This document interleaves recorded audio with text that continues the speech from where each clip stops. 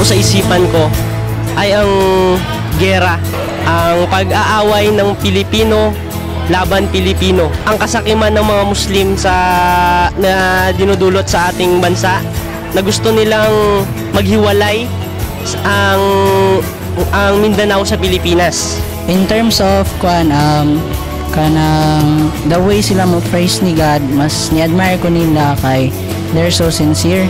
Unlike us, kay kinahanglan ato ang sang kunon nga kita as Christian, mas daghan jud tag nalapas kontra nila. Ganahan sa nila kay sayang daghan sila kasawa. When I say I'm Muslim, natural lang because I have been living with Muslims during my childhood, and I have Muslim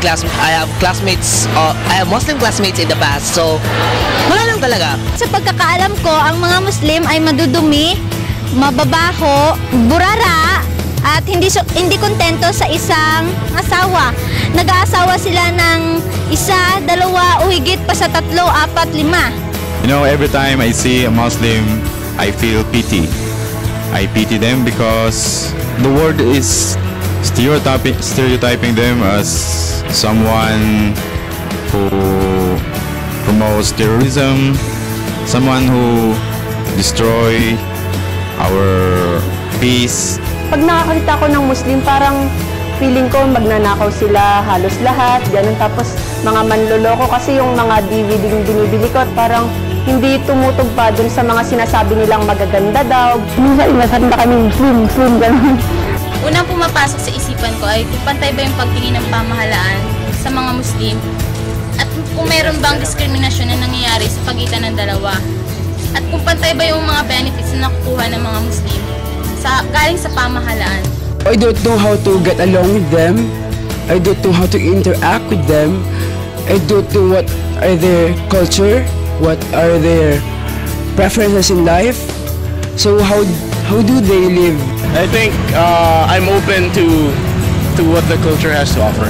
Some people I know find that the Islamic religion makes more sense to them, and I'm open to it. Sa akin po kasi okay na po yung faith ko as Catholic kasi doon na po ako na-form ever since po grade school. Tsaka may mga experiences na po ako sa faith ko na nakapagpa-strengthen pa po. So okay na po sa akin. Ang nararamdaman ko kapag nakakikita ako ng mga Kristiyano ay para akong nahihiya sa aking sarili. Dahilan nga ng mga terorista, pero nung lumaon, nagkaroon ako ng mga kaibigang Kristiyano. At tinulungan nila ako para matanggal ang hiya ko sa sarili. I like to be a Christian. I do really believe that God exists and our Jesus is the Savior. He's the one who died on the cross. No, I don't want to be a Christian. I was born a Muslim, so I want to die a Muslim. Ayokong maging Christian kasi naniniwala ako na tanging yung Islam lang yung totoong religion. Pag nakakita ko ng Kristiyano, naiilang ako minsan kasi alam ko yung nasa isip nila, Muslims are dangerous. What I don't like about Muslims is that they are hot-tempered and they easily get angry. Madlok. Siman sila pamumba sa Mindanao. O kanang kita na ko sa news.